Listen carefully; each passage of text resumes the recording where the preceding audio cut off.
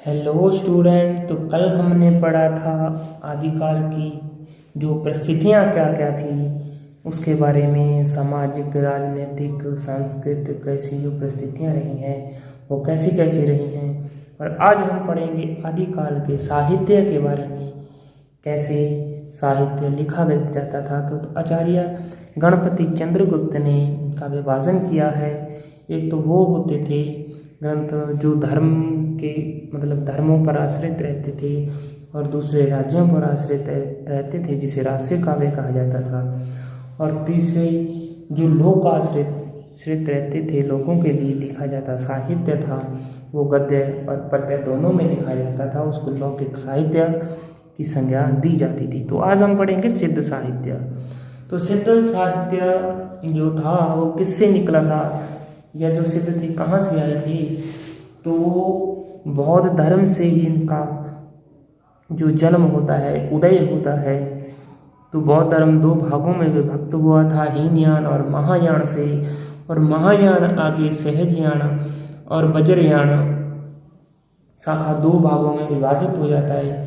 तो कहा जाता है कि जो सरहपा है वो इस शाखा के प्रवर्तक हैं, जो सहजयान शाखा है, जो सरहपा हैं, प्रसिद्ध सिद्ध रहे हैं, वो इसके प्रवर्तक माने जाते हैं। तो ये कहा था राहुल संकृत्यायन को प्रथम, जो सरहपा है उसको प्रथम कवि कहते हैं, राहुल संकृत्यायन सरहपा को। तो वो सहजयान के प्रवर्तक भी माने जाते हैं। तो वज्रयान शाखा का प्रचार प्रसार करने वाले सिद्ध कहलाए थे वज्रयान, और उनको वज्रयानी कहा जाता था। ये जादू, मंत्र, टोणे, जप, तप आदि के माध्यम से क्या पाना चाहते थे, सिद्धि पाना चाहते थे, मोक्ष पाना चाहते थे। तो इसलिए इन्हें सिद्ध कहा गया है। तो सिद्धों की संख्या थी जो 84 थी और नाथों की संख्या 9 है। तो राहुल संकृत्य यानी इनकी संख्या 84 मानते हैं। और इनका ग्रंथ है हिंदी साहित्य एक आधुनिक परिदृश्य, जो 1967 यानी 1967 में प्रकाशित होता है। तो वो कहते हैं कि इनमें 3 महिला संत पाई जाती थी, जो कमल के जो आप ट्रिक प्रयोग कर सकते हैं, कणकलता, मणिभद्रपा और लक्ष्मी खरा, ये 3 महिलाएं थी 84 सिद्धों में। और भाषा इनकी संध्या भाषा थी। संध्या भाषा का प्रयोग इन्होंने किया था। तो मास्टर कैडर 2022 में जो अक्टूबर में जो पेपर हुआ है उसमें ये पूछा गया है कि सिद्धों की भाषा कौन सी थी सिद्ध साहित्य की, तो वो थी संध्या भाषा। और कबीर की उल्ट बांसियों में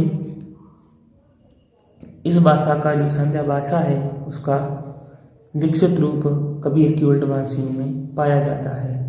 तो विशेषताएं क्या क्या रही थी जो सिद्ध साहित्य रहा था। तो काया की साधना, यानी कि जो काया होती है, हमारा शरीर होता, उसकी साधना की जाती थी। अंतर्मुखी साधना, तो अंदर से जो अंतर्मुखी साधना थी, क्योंकि ये जादू टोने टोटके म्याद में विश्वास करते थे। तो अपनी आत्मा जो अंदर से साधना करते थे। सद्गुरु की महिमा, मतलब वो कहते थे कि जो गुरु है वो सच्चा होना चाहिए। और ज्ञान की उपेक्षा, कहते हैं कि ज्ञान की कोई आवश्यकता नहीं है, ज्ञान हो चाहे ना हो। यानी कि इन्होंने वो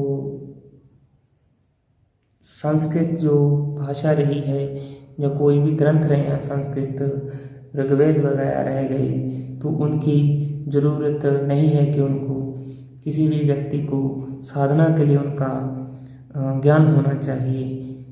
कह सकते हैं हिंदू धर्म पर एक कटाक्ष था। सामाजिक खंडन मंडन की प्रवृत्ति थी, तो इन्होंने समाज का खंडन किया। वर्णाश्रम जो व्यवस्था थी उसका भी इन्होंने विरोध किया। जैसे ब्राह्मण, क्षत्रिय, वैश्य और शूद्र थे, इनका भी इन्होंने विरोध किया था। भाषा इनकी संध्या रही है, और नारी को साधना के केंद्र में रखा जाता था। और पंचमकार, यानी कि जो मांस, मदिरा, मत्स्य, मधुरा और मैथुन, इनका ये प्रयोग अब करने लगे थे। किंतु बौद्ध धर्म इनसे, जो बौद्ध थे, महात्मा बुद्ध थे, वो इनसे दूर रहे हैं। उन्होंने संसार को दुखों का घर बताया और इन्होंने इसे महान सुखवाद बना दिया था जो सिद्ध थे, क्योंकि इन्होंने मांस, मदिरा, मत्स्य, मुद्रा और मैथुन का प्रयोग करने लगे थे। तो प्रसिद्ध सिद्ध देख लेते हैं कौन कौन से थे। तो पहले हैं सरहपा। इनको सरहपाद, सरोज, व्रज और राहुल भद्र के नाम से जाना जाता है।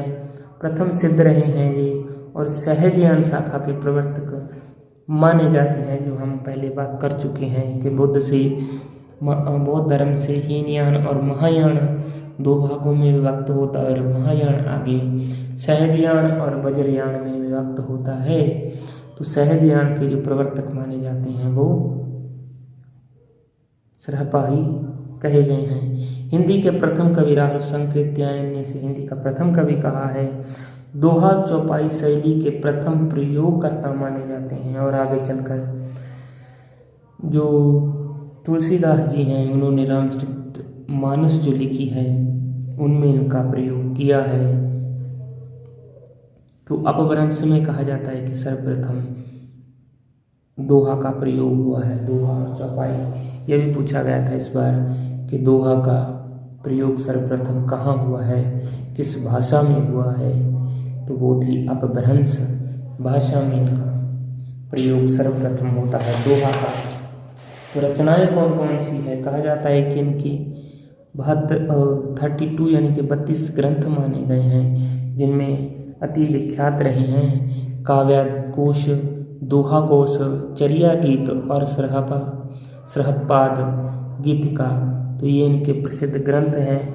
दोहा कोश बहुत बार एग्जामिनर पूछ चुके हैं कि ये किसकी रचना है, तो ये सरहपा की रचना है। और इनके शिष्य रहे हैं सबरपा, सबरो भील भी इसे कहा जाता है, और सरहपा के ये शिष्य हैं। और रचना है चर्या पद। तो जो चर्या पद है वो सबरपा की है, और जो चर्या गीत है वो सरहपा की है, यानी कि इनके गुरु की है। तो लुईपा सबरपा के शिष्य थे।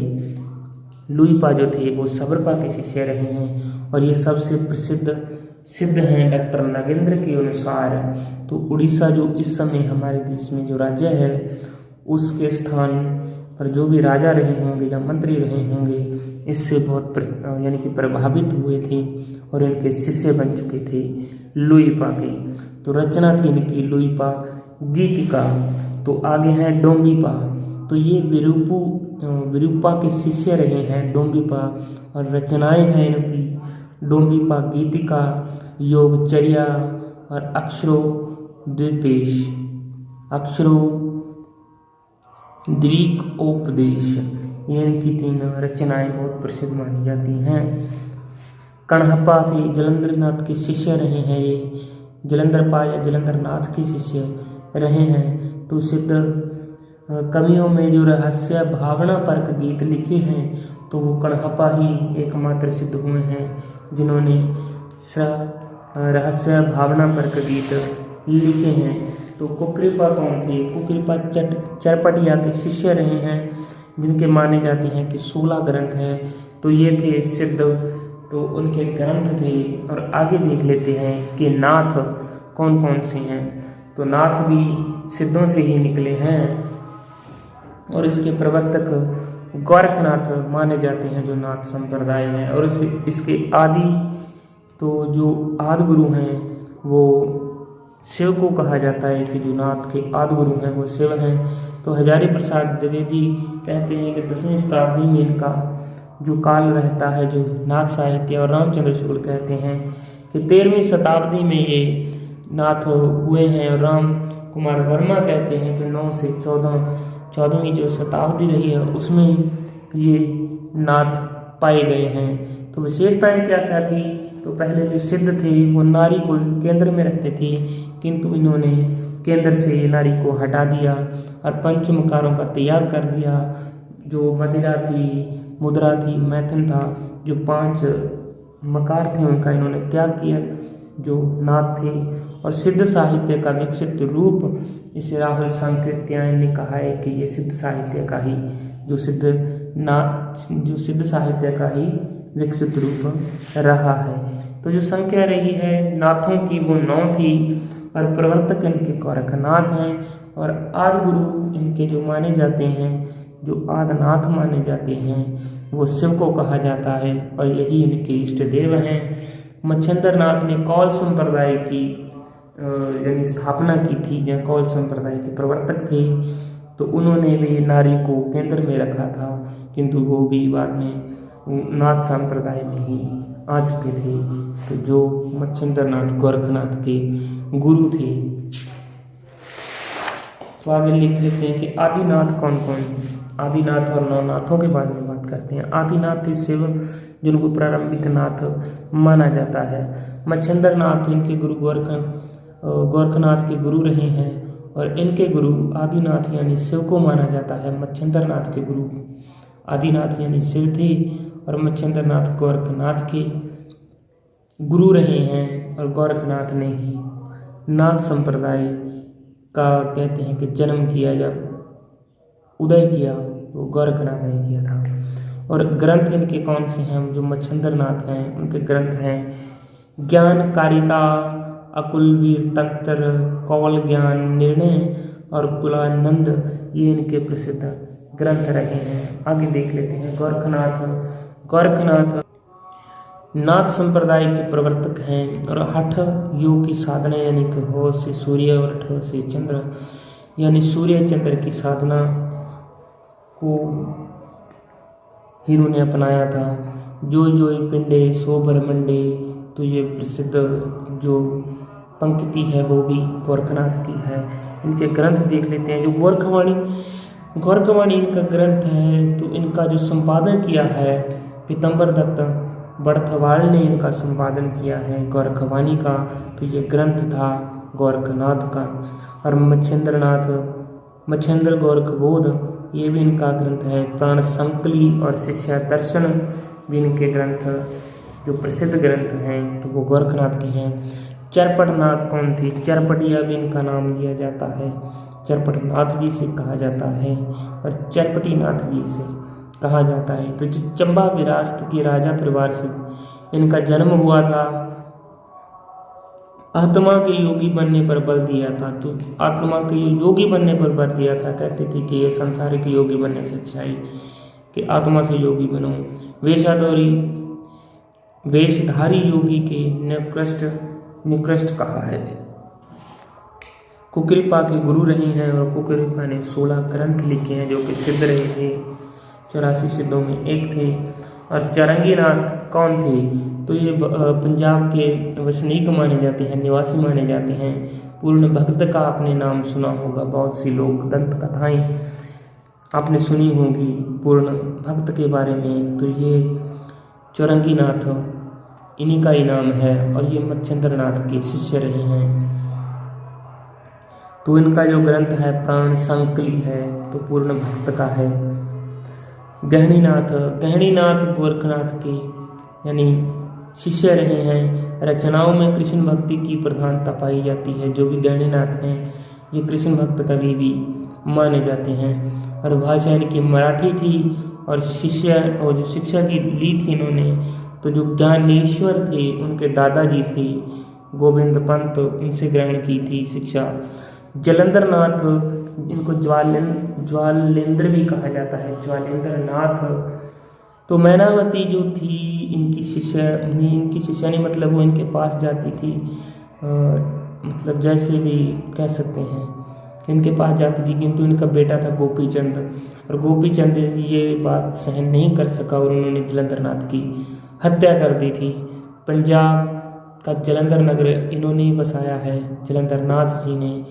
और जो गोपीचंद है आगे जलंधर नाथ के जो शिष्य रहेंगे व्रत हरिनाथ के, तो इनके शिष्य बन जाएंगे गोपीनाथ। हालांकि इन्होंने जलंधर नाथ को मरवा दिया था क्योंकि ये इनके समझते थे कि जो इनकी माता है और जलंधर नाथ है उनके बीच में कोई उल्ट पुल्ट संबंध शायद इन्होंने सोच लिया होगा, समझ लिया होगा। जो भी होगा उस समय के आधार पर देखा जाएगा।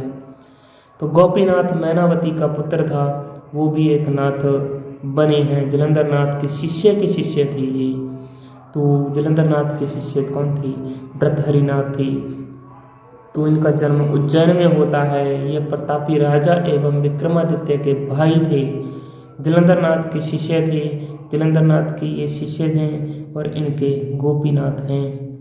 और इनकी गोपीनाथ की माता का नाम मैनावती था। मंदिर है सरिस्का। अलवर में जो इनका मंदिर बनाया गया व्रत हरिनाथ का, तो वो अलवर में है सरिस्का। तो ग्रंथ हैं इनके व्रत हरिस्तक, नीति स्तक और श्रृंगार स्तक। तो ये थे 9 नाथ और 84 सिद्ध उनकी वाणियाँ और उनके ग्रंथ आपने देखे हैं। तो आगे हम पढ़ेंगे जैन साहित्य के बारे में, कौन कौन से जैन साहित्यकार हुए हैं और उनकी कौन कौन सी रचनाएं हैं। बने रहिए, देखते रहिए, कमेंट करिए, लाइक करिए। देखने के लिए धन्यवाद।